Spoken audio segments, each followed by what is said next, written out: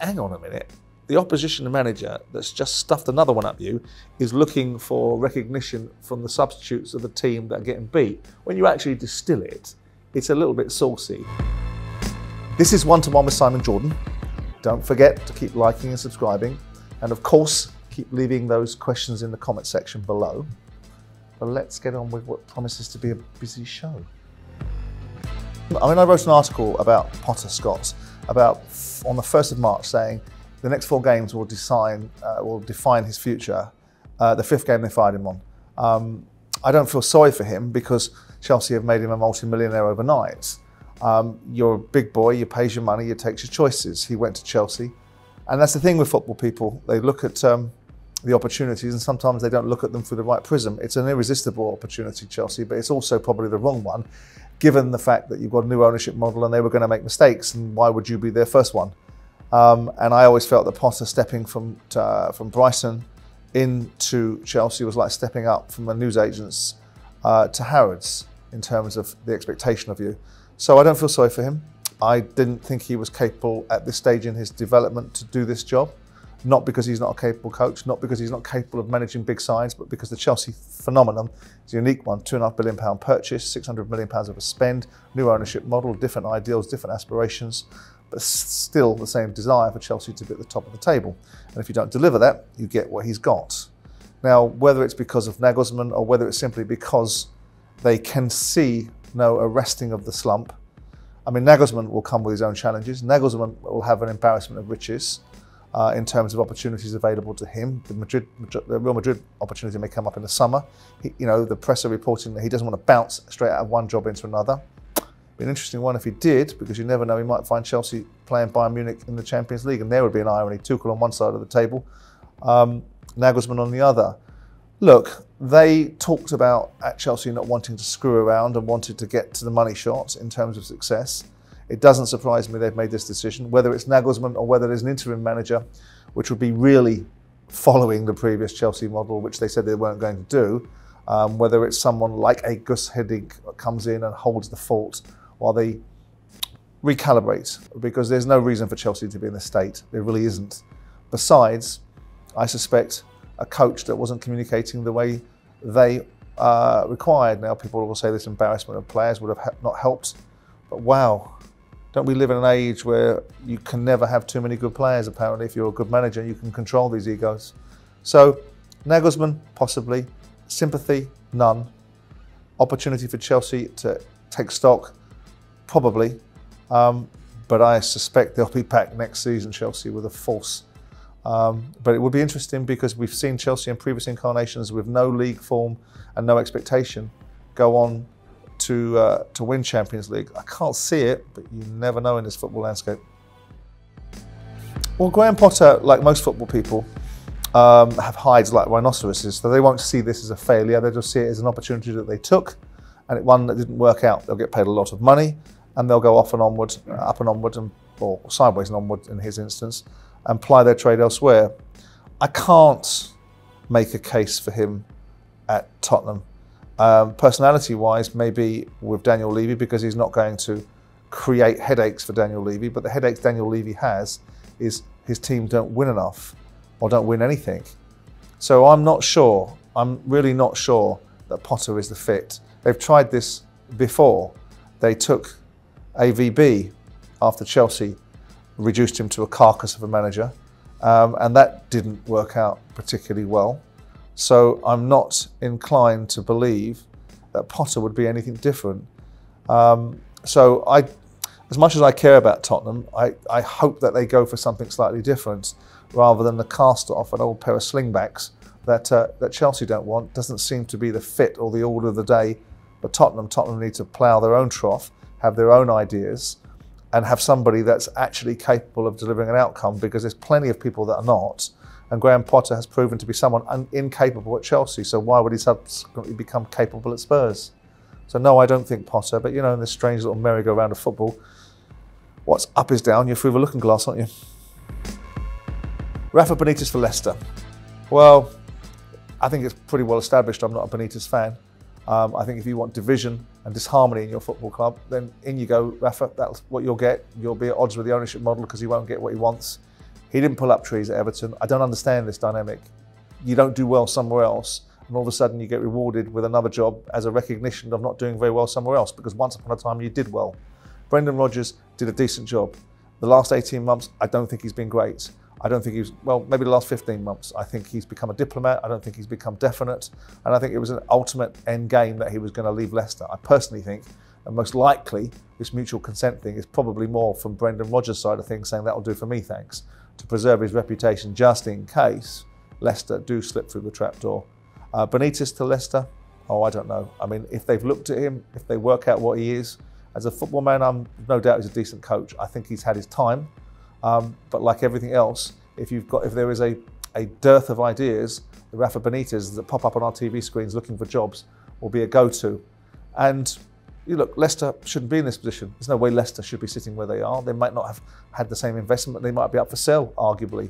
But they've got good players, and they've got probably as good a player, if not better players, than Crystal Palace as a whole. So why would Palace be in a situation far more compelling or far more beneficial than Leicester? And that has to be because the group of players on the pitch haven't performed, and neither has the manager. So whoever goes in there has got to shake it up. But look, I try not to be too personal on these things, but there's not a parallel universe where I'd want to employ Rafa Benitez if I wanted anything cohesive in my football club. Look, I didn't think much of it really. I thought it was a little bit unnecessary. And if it were any other manager, potentially there would be an observation upon it. And to be fair, there has been observations about it from Pep Guardiola. I'm not sure it's best form to look for a high five or a low five from the opposition's players after a goal's just been scored against them. I'm not entirely sure what the thinking is there. And you can dress it up as many ways as you want. But I wonder if the boot was on the other foot and it was done to Man City, if Guardiola would be forgiving or relaxed about it. It's something and nothing. I mean, the players didn't seem to be offended, so I'm not entirely sure that we need to be offended on their behalf. I don't know if Klopp took exception to it. It was a great goal. He doesn't need to celebrate with Liverpool players, is it? It's a bit preposterous when you actually boil it down and distill it, and you actually take it in isolation and go, hang on a minute. The opposition manager that's just stuffed another one up you is looking for recognition from the substitutes of the team that are getting beat. When you actually distill it, it's a little bit saucy. But then again, when you take it back, you say, well, who got harmed here? Who really was offended? Were Liverpool offended? Was the players offended? Or are we in danger, like we are so many times in society, of being offended on behalf of someone else that isn't actually offended? So I don't think much of it, really. I just think it's a silly bit of behaviour that was unnecessary. Well, I think it's always interesting. Look, I mean, I don't know the success or failings of the Edwin interview. All I know that 90% of the things that I supposedly don't know have subsequently come to fruition that I was right. There was a rule that suggests that the laboratory tests are caught under UKAD now, whether they're WADA or VADA. There is an implication that previous matchroom contracts contain a clause where a promoter can relinquish the scenario of promoting a fighter if the fight is brought into disrepute. So you can misrepresent, you can redirect, or you can play the card, Eddie Hearn, that I don't know what I'm talking about because it's an easy one to go to. And of course, after 20 years in boxing, being given a business by your dad, you probably should know more than I do about it. But notwithstanding it, most of the things that I was saying have proven to be the case. And of course, whether that's considered to be a grilling or a decent debate, I thought it was a good debate. And I like interesting, engaging people that have something to say, and Eddie Hearn is certainly that.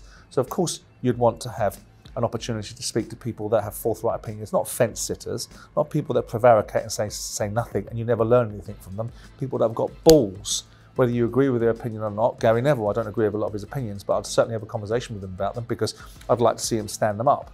I'd like to see them being either debunked or proven right or wrong. I'd like to see Roy Keane. I'd like to do Conor Benn. I'd like to talk to Conor Benn and understand why he's raging at the system and subsequently taking it out on people that I've never accused him of anything, just asked him to prove his own innocence. I watched this preposterous interview from Eddie Hearn, who suddenly positioned himself as Conor Benn's saviour. What he is an absolute scandalous situation where he's, rather than deal with this young man the right way and get him to exonerate himself, he's facilitating it and then blaming everybody else for it, and now suggesting that, I mean, I have no love lost for Gareth A. Davis, but the point is that he wanted to interview Conor Benn, the microphone was knocked away in an interview on the weekend, and somehow it's because talkSPORT have been hammering Conor Benn, which is a preposterous, outrageous untruth from Eddie Hearn. It's an absolute blatant lie. What they've been asking of, with Spencer Oliver or Gareth A. Davis, and to some extent myself, is for Conor to prove his innocence. Everybody wants him to be innocent, rather than this ridiculous wriggling around and refusal to acknowledge the fact that he's got to stand in front of the British Boxing Board of Control, facilitated and armed by the Eddie Hearns of the world, which I think is scandalous. And I think the boxing world deserves better. But those are interesting interviews, and obviously people had a view on the interview that myself and Eddie did. The people like me would say that I did well, the people that like Eddie would say he did well. The bottom line is that people got to see people having to work hard. We did Frank Warren the other day. I want anybody that can stand an opinion up, that's got a really strong opinion. So you want the best guys in the sport. You want the best guys around sport, business and life that will be asked strong questions and then in some ways either scrutinised or interrogated. So Ferdinand, Neville, Keane, any of these guys, Lineker, any of these guys, Shearer, all of them have got a lot to say, that think that they can handle an opinion, and I would never question their ability to talk about stuff on the pitch, but they've also got opinions on other things.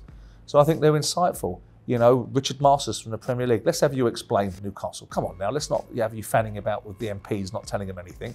Let's have you account for it. As in Rafiq, let's have you in too, so we can talk to you about the observations that you've made. Let's have a look at the world through Michael Vaughan's eyes, because on one hand, if Michael Vaughan had been found guilty, we would be in a situation where everybody everywhere would be screaming from the rooftops. All of a sudden, he's not been found guilty and there's almost silence about it.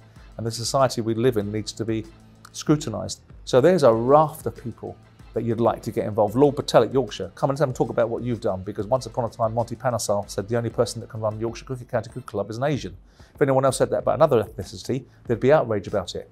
So there is a litany of people that I would love to talk to, absolutely love to talk to get them to stand up behind what they say and what they do, and so that the listening and viewing public can get to see far more interesting and compelling discussions. And irrespective of what you do or don't think about the discussion that Eddie Hearn and I had, it was a two-way transaction, and it was hard work, I suspect, for both of us.